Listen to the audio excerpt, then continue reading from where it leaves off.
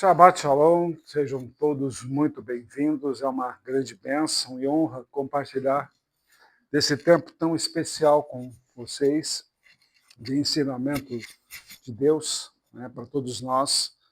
Um tempo realmente que merece uma atenção toda especial e todo carinho, pois Deus vem dando revelações fantásticas e tudo mais. Essa semana mesmo, fazendo as nossas visitas, Deus revelando tantas coisas, até mesmo sobre o destino de cada um, o que cada um deveria fazer, ou pelo menos prestar atenção naquilo que foi dito, para que depois, mais tarde, não venham a se arrepender por não terem ouvido a voz do Senhor.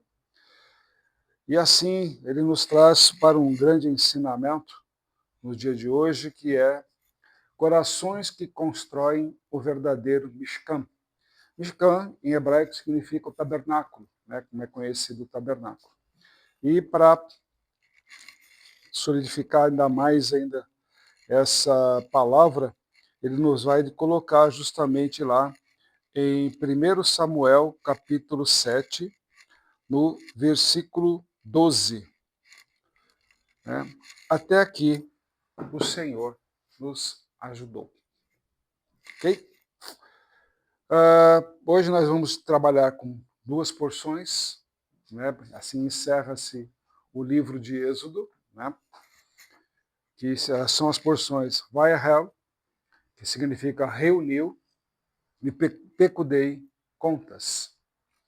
Vai de Êxodo 35, 1 a 40, 38, os capítulos 9 e 10 do Evangelho de Marcos, Ezequiel 45, 16 a 46, 18, e 2 Coríntios, capítulo 9, versículos de 6 a 11.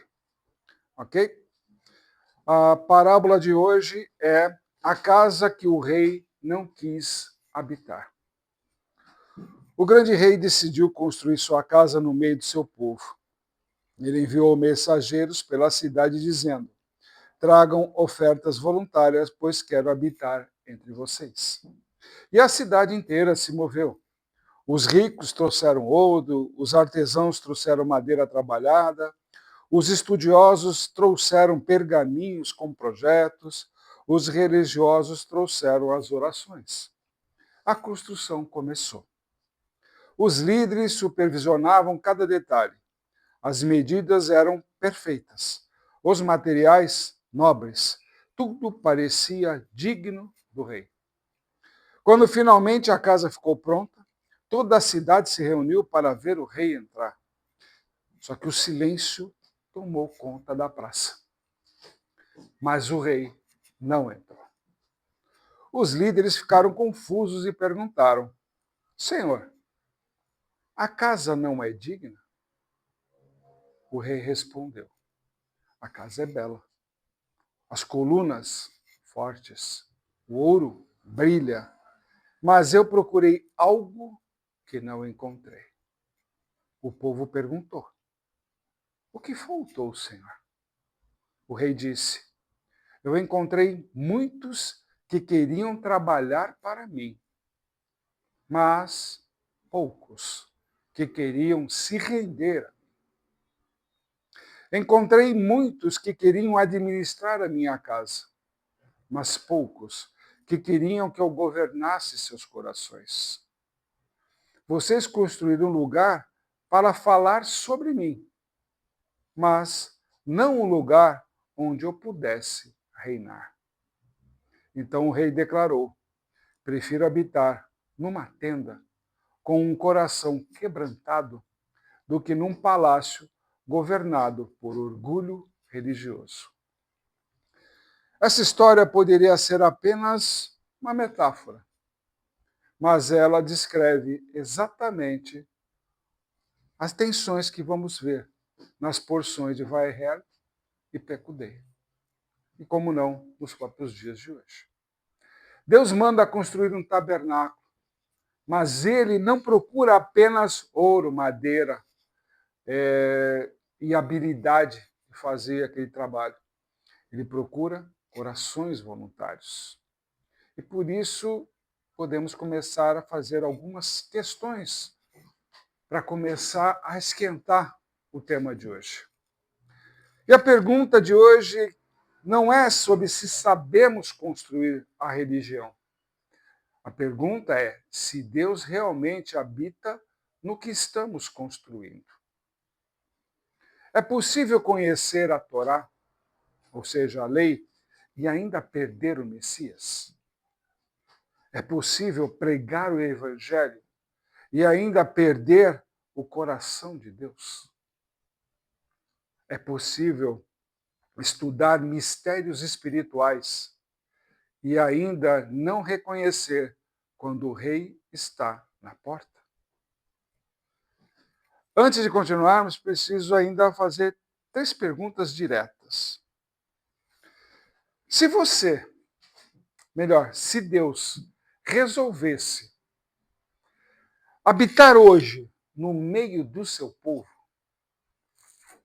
ele encontraria apenas uma religião organizada ou encontraria corações rendidos? Uma segunda pergunta é: será que estamos construindo casas para Deus ou sistemas onde Deus já não é mais necessário? Se o Messias estivesse hoje andando aqui no meio de nós o reconheceríamos ou o trataríamos como mais um tema teológico? São questões que nós temos que responder. Obviamente, não sairá da minha boca as respostas, mas do coração de vocês. Eu não posso analisar porque eu frequento a igreja, como eu escuto de muitos, e ao mesmo tempo estarem pronta para entrarem num embate. Num embate. Eu mesmo presenciei essa semana, numa das visitas, pessoas tipo credos diferentes, digamos assim, quererem questionar e elevar o tom, digamos assim. Ah, porque eu sou católico, por exemplo. Ah, o outro, eu sou evangélico. E daí? Não se trata de poder. Se trata de onde habita Jesus. Quem ensina o verdadeiro evangelho de Jesus. E até onde me é facultado ver pelo Senhor, nós estamos longe de ser imitadores de Cristo. Portanto, ninguém tem razão. A abertura de hoje nos chama o seguinte: é um chamado para construir. As Parashot, Vairel e Pekudei vão narrar para a gente algo extraordinário. Ou seja, depois do pecado do bezerro do ouro, nós fizemos semana passada, semana retrasada até, Deus ainda escolhe habitar no meio do povo. E o Moisés reuniu o povo lá de Israel e disse: todo aquele cujo coração for voluntário trará oferta ao Senhor. Ok? Fiquem tranquilos, não vai ser necessário nenhum tipo de envelope, Pix, doação, nada. Como vocês estão acostumados, cada vez que a gente fala sobre isso, eu vejo nas igrejas, antes de mais nada, calma. Ninguém vai pedir nada aqui.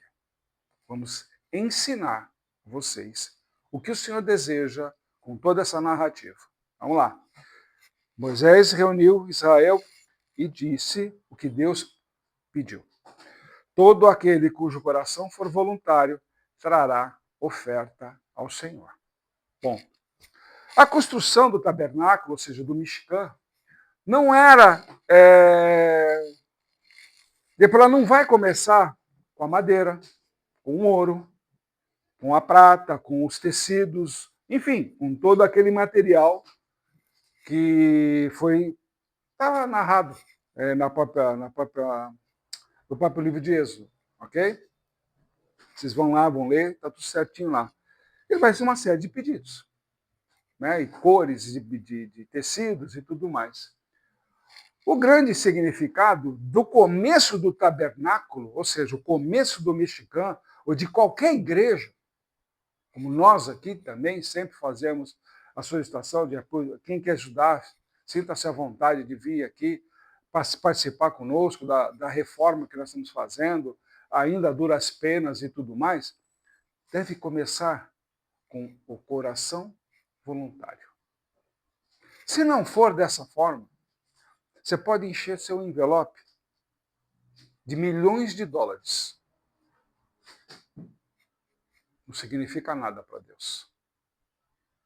Você pode colocar uma casa no altar, pode colocar o carro no altar, pode colocar toda a sua fortuna no altar, mas se não for de coração, não tem significado nenhum para Deus. O texto repete várias vezes: todo aquele cujo coração moveu, todo aquele cujo espírito o impeliu. São várias colocações que vai sendo feito assim, que dê. Então nós concluímos que o tabernáculo foi construído não por obrigação religiosa, mas por paixão a Deus. E aqui está a nossa primeira confrontação.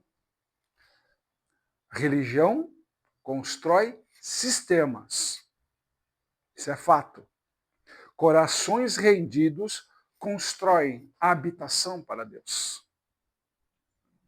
Mas como assim, apóstolo, você fala das religiões, constrói sistemas? Simples. Basta olhar. Grandes construções que nós temos aí, se dizendo templo, igreja, enfim, todos os nomes aí que inventaram. Assembleias e não sei o quê, prédios aí fantásticos, maravilhosos, dignos de palácio de rei. Mas, sinceramente, eu entrei em cada um deles. Não tem coração de Deus. Não tem. Não tem o coração de Deus. E eu posso falar porque eu fui em cada um. Já consegui fazer essa proeza, digamos assim. Lá em Ezequiel 45, 46, vemos uma visão de um templo futuro. Ali aparecem os 3 elementos. O povo trazendo ofertas, ou seja, coração quebrantado. Um templo restaurado. Opa, se o templo precisa estar restaurado, é porque ele ruiu, porque não houve cuidados, porque o coração foi corrompido. E hoje, há muitos desses templos, igrejas, como queiram chamar, ruindo. Eu mesmo fui há pouco tempo aí num desses grandes templos aí, comecei a olhar em volta, ao redor, dá até vergonha. Um negócio daquele tamanho gigante não tem manutenção. Coisa simples. Coisa que qualquer marido vai, digamos assim, faz na sua casa. Claro, vai receber um puxão de orelha da esposa. Ah, marido, olha lá, tem aquele negócio benzinho para consertar, aquele negócio todo. Vai lá. Mas tem templos aí que você olha lá de fora, tá uma vergonha. Pedras sujas, uma porcaria. Sinceramente, coisas que não dá nem para comentar, falar, isso aqui é casa de Deus? Quando deve ser cuidada com zelo, com carinho. Não é só interno, tudo. Nós vemos aqui o zelo dos sacerdotes com tudo que era do Senhor. Não só com o tabernáculo, mas também com os utensílios. Com a limpeza da menorá, com tudo certinho, tudo bonitinho. Tudo que tinha que estar tinindo. Porque não é para o homem, é para Deus. E as pessoas hoje se esqueceram disso. De tudo que você faz é para Ele. É para a honra e glória dele. E aí, nessa mesma visão do Ezequiel, do profeta Ezequiel, esse príncipe é uma figura misteriosa, pois ele conduz à adoração a Deus. E aí a gente começa a analisar que ele fala em entrar pelo portão oriental. Quem conhece Jerusalém sabe que é a entrada principal que tem lá que já é profético, digamos assim. Ele conduz o culto. Opa, ele é sacerdote. Representa o povo diante de Deus. Então nós temos que concluir que ele é sacerdote, rei e mediador. E aqui surge aquela pergunta: quem é esse verdadeiro príncipe que conduz o povo à presença de Deus? A resposta é óbvia, mas deixo para vocês. Lá em Marcos 9, nós vamos ver o tempo da transfiguração. O Senhor sobe o monte com 3 discípulos no caminho. Todo mundo sabe. E aí, e quem vai aparecer lá? Moisés e Elias. Isso é um simbólico, pois Moisés representa a Torá, a lei, e Elias, os profetas. Eles testemunharam que toda a revelação que fizeram no passado, até aquele momento, apontava justamente para o Messias. Apontavam para Jesus. Pedro tenta fazer 3 tendas. Ele pensa em fazer o quê? Pô, vou repetir o tabernáculo. Pô, eu estou vendo Moisés, estou vendo Elias, estou vendo Jesus. Já entendi o recado. São 3 tabernáculos. Vou erguer 3 tendas. Mas Deus, já sabendo que está no coração de Pedro, logo solta a mensagem. Este é o meu filho amado, a ele ouvi. Pedro para. Nesse momento, tudo se desfaz. Só há Jesus ali. E essa mensagem realmente é muito forte. Essa situação que Pedro está vivendo ali diante de tudo aquilo que ele estava presenciando do sobrenatural, digamos assim, ele começa a entender que a presença de Deus não está mais em tendas feitas pelo homem. Mas isso revela que está revelada no próprio Filho. Ou seja, Jesus é o nosso tabernáculo. E aí no capítulo 10, nesse complemento, nós temos os problemas dos corações. Nós vamos ver lá o jovem rico, a disputa dos discípulos pelas posições e o Bartimeu chamando por misericórdia. A história do jovem rico todo mundo já sabe, não vou aqui ficar repetindo. Ele já conhecia toda a literatura, tudo o que precisava fazer, todos os ensinamentos, tudo que... não posso roubar, não posso matar, tem que honrar meu pai, minha mãe, tudo aquilo que vocês já estão careca de saber. Jesus falou para ele, vende tudo e dá aos pobres e me segue. Todo mundo lembra dessa história. O jovem rico queria a vida eterna.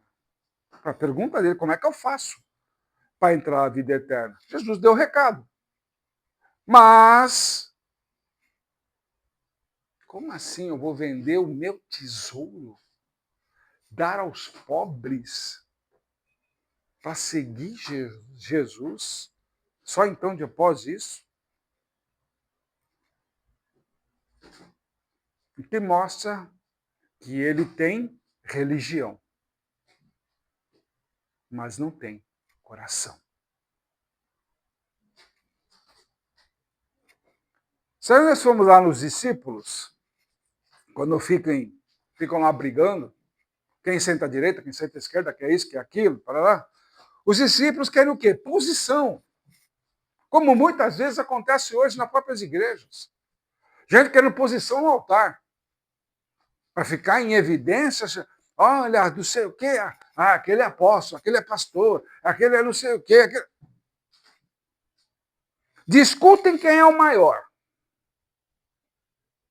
E o Senhor responde: quem quiser ser grande, tem que ser servo. E aí tem um problema. Quem é que quer ser servo? Se escondendo atrás da mensagem, quando Jesus chama, já não sois mais servos, e sim meus amigos. Quando, na verdade, amigo é aquele que conhece os segredos do seu Senhor. E nós temos aí pessoas que nem para servo servem. E querem ser chamados de amigo, mas não conhecem os segredos de Jesus. Não tem intimidade com Jesus. Bartimeu, o cego, clamando por misericórdia. Filho de Davi, tem misericórdia de mim. Quem não lembra dessa passagem? Cego, sem posição e sem riqueza. Mas ele grita: filho de Davi, tem misericórdia de mim.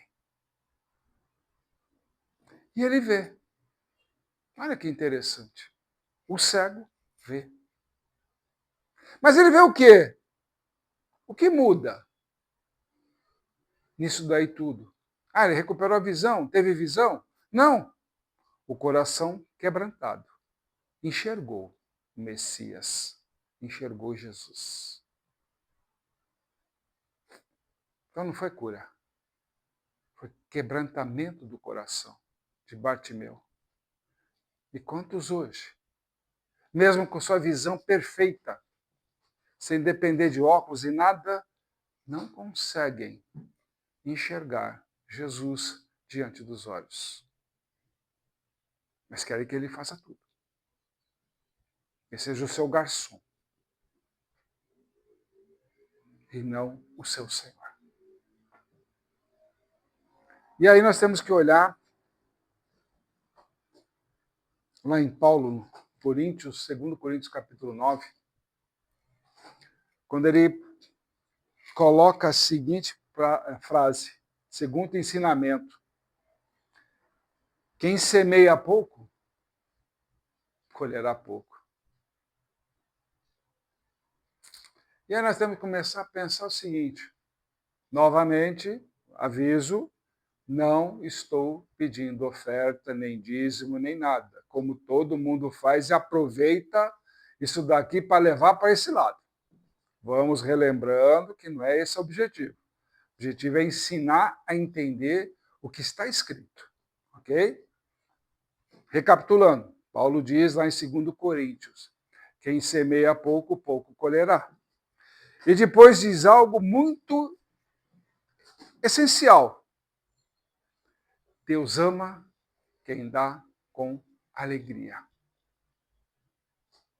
Então não precisa lá de um pastor, não precisa de um ministro lá qualquer, de qualquer religião, qualquer seita, aquele negócio todo, falar que você tem obrigação de dar o dízimo, tem obrigação de dar a oferta, tem obrigação. Se não tiver alegria, não vai ser aceito. Por Deus, não.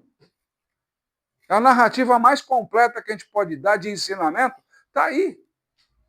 Se o coração não está quebrantado, se o coração não está feliz com Deus, qualquer coisa que você der, não é nada. Não é nada. Por isso que há tantos enganadores hoje em dia de altar. em várias religiões, em várias seitas. Tem gente aí que abre a lojinha, digamos assim, na garagem, a lojinha religiosa lá na garagem, vende promessas de fantasia sem conhecer uma vírgula da Bíblia, mas está lá enganando o povo atrás de dinheiro. E se torna rico, enganando os povos. E o que está acontecendo? Aquilo que o próprio Jesus já colocou, o tempo da apostasia. Eles enganaram tanto o povo, que o povo hoje já está começando a se afastar. Imagina, um tempo atrás eu ia numa igreja de domingo, lotada, a gente até em pé na parede. Pra você ter uma ideia. Fui domingo passado visitar o pastor lá, olhei para a igreja e falei, cadê o povo? Pois é, cadê o povo? Nem metade da igreja estava ocupada. Nem metade da igreja. Pra você ter uma ideia. Alguns anos atrás, era gente em pé até na parede. Hoje, nem metade da igreja estava ocupada. É o que está acontecendo de verdade hoje em dia. As pessoas cansaram. Cansaram da mentira. Cansaram desse negócio de ficar pedindo toda hora dinheiro, esse tipo de coisa. As pessoas já viram que isso é a maior enganação que existe. Não é isso que Deus quer. Nunca foi. A grande verdade é que Deus quer corações quebrantados. Por isso que a gente fala. Eu não estou preocupado se você vai me dar 1 milheiro de blocos estrutural para acabar toda essa obra que eu tenho que fazer, ou vai me dar um saco de cimento, ou se você vai vir aqui, meter a mão na massa e me ajudar. O importante é que você venha com o intuito de falar assim, isso aqui é a casa de Deus. Só isso. Fazer para Ele. Não é para mim, para Ele. Esse é o objetivo. Então, quando a gente estendeu o convite, Deus me tocou para fazer esse convite para vocês ajudarem na restauração aqui dessa casa e tudo mais, reaproveitar as estruturas que tem aqui, é para justamente para Ele. Aqui fosse como se fosse o tabernáculo. Quem viu como era isso aqui e como está se transformando, ainda hoje mesmo, mas pessoa simples, sentou aqui nessas cadeiras, falou, que lugar gostoso, que casa de Deus gostosa, só de sentar aqui. Ela entrou pela primeira vez. Ficou aguardando que estava esperando aqui um atendimento externo de uma outra pessoa. Ficou aqui e falou, não pode ficar esperando aqui. Pegou água, usou o banheiro, tá, aquele negócio todo. Que casa gostosa. Por quê? Tudo defeito para Ele, com o nosso coração. Então, 24 horas por dia pensando em como tornar isso aqui melhor para Ele. Para Ele receber vocês aqui. Do mesmo jeito que vocês vêm com o coração, Ele já está com o coração preparado para isso. Para receber vocês. E toda hora Ele está convidando vocês através dos próprios vídeos nossos aqui. Venham a mim. Venham a mim, todos vocês que estão cansados e sobrecarregados. E Ele mesmo promete, eu vos aliviarei.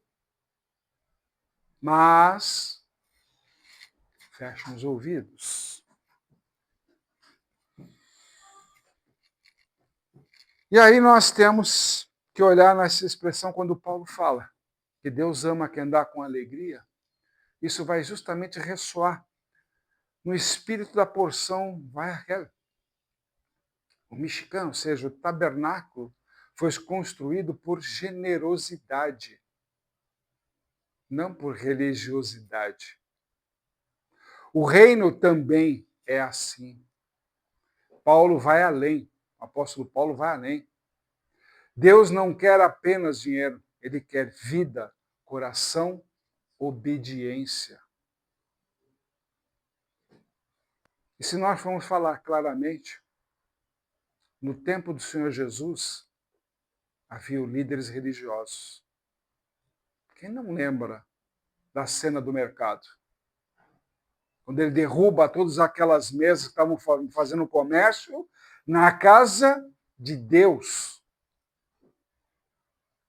Quando todo o ritualístico de sacrifício exigia todo um procedimento e não compra de animais e tudo mais para fazer sacrifícios. E naquele tempo havia os fariseus, escribas, sacerdotes, eles conheciam o que estava escrito, estava nas escrituras, na própria Torá, na própria lei, mas eles não foram competentes para reconhecer o Messias. E hoje nós temos um risco. As igrejas podem até crescer, mas Cristo pode não estar no centro. A Torá pode ser estudada profundamente, mas o Messias prometido foi rejeitado. Já perceberam? Quantos catedráticos da lei nós temos por aí, mas não reconhecem o Messias? Mistérios espirituais podem ser explorados, mas sem a revelação do Redentor, não serve para nada. O mexicano tinha um centro. O tabernáculo tinha um centro. E qual era o centro? A Shekhinah, a presença de Deus. O Evangelho declara: o Verbo se fez carne e taberculou entre nós. Jesus é o nosso mexicano vivo, o nosso tabernáculo vivo. E as pessoas ainda não entenderam isso. Buscam paredes e não Jesus. E a pergunta que nós temos que responder hoje é: estamos construindo templos religiosos ou estamos recebendo Jesus em nossos corações? De verdade. Saímos das igrejas falando de Jesus a semana toda ou nos envergonhamos do evangelho dele? Como temos feito? Quem andou comigo essa semana e acompanhou alguns desses trabalhos, ficou o tempo inteiro, todas as reuniões e tudo mais que eu estava falando. Jesus, Jesus, Jesus, Jesus, o tempo inteiro. Não parava de falar. Jesus diz isso, Jesus faz aquilo. O tempo inteiro. Não cansa de falar de Jesus? Jamais. Jamais. Falar dele é uma bênção. Respirar ele, dormir, tudo com ele é bênção. Engrandece a gente, enobrece a gente. Ah, mas você não tem nada. E daí? Eu tenho ele. Meu negócio não é com esse mundo, não. Como eu já falei, isso aqui é pó.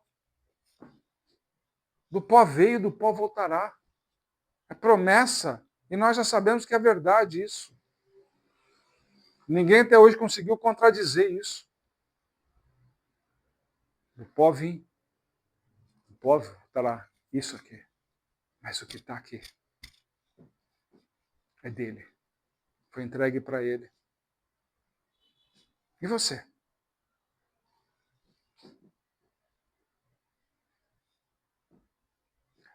Lá, se a gente olhar na porção de Pecudei, onde Moisés vai prestar contas, e é uma das coisas que hoje em dia todo aquele que é cristão, se diz cristão, não faz. Prestar contas daquilo que faz. Para quem precisa, acha que não tem obrigação com nada disso e se diz cristão, não passa de um mentiroso. Porque o verdadeiro cristão presta contas. Imagina, José foi escravo de Potifar. E por que ele se tornou melhor? Porque prestava contas. administrava tudo com zelo, como se fosse dele. Depois virou governador do Egito, prestando contas. Davi não pôde construir o templo, mas prestou contas de tudo aquilo que ele entregou para o templo. Salomão construiu e prestou contas de quantos homens trabalharam, de quanto de material foi necessário, de quantos artesãos e da onde veio tudo. A Bíblia nos ensina isso. Moisés aqui está prestando contas de onde foi cada doação voluntária para a construção do Mishkan, do tabernáculo. E hoje em dia? Quem é de Cristo de verdade que presta contas daquilo que está fazendo para Ele?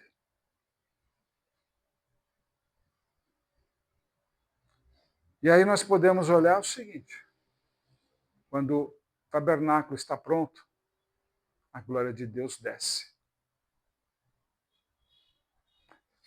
Agora desceu tão forte, que nem Moisés conseguiu entrar. Ou seja, Moisés que falava com Deus diretamente, porque o povo pediu. Fala tu, Moisés, nós ouviremos e obedeceremos, não é assim? Nem ele, que tinha a face brilhante, suportou a glória dentro do tabernáculo. Hoje Deus continua procurando um lugar para habitar. Mas não é de ouro. Não é de madeira. Não é de pedras. É o teu coração. É no teu coração que Ele quer habitar. E hoje o mesmo Deus pergunta: quem trará uma oferta voluntária? Não de prata, mas de vida. E o convite é simples. Reconheça o Senhor Jesus como Messias, teu Salvador, o príncipe prometido, o Cordeiro que remove o teu pecado. Permita que Deus construa o seu verdadeiro tabernáculo dentro de todos nós, dentro do teu coração. Deus pediu as ofertas voluntárias, mas o texto ainda insiste em algo. Todo aquele cujo coração o moveu. Deus não começou com ouro. Ele começou com corações. Os líderes religiosos da época de Jesus conheciam a lei, a Torá. Ensinavam a lei e guardavam as tradições. Mas quando o Senhor Jesus apareceu, não reconheceram. Conhecimento espiritual não garante revelação espiritual. Ou seja, não serve para ser tabernáculo. Porque entra o orgulho. Quanto mais conhece, mais orgulho entra. Se a gente olhar as parashos Vayahel Pekudei, o Mishkan finalmente fica pronto. Moisés vai prestando contas. E aí algo extraordinário acontece. Deus desce. Moisés não entra nessa brincadeira. Mas essa história não termina ali no deserto.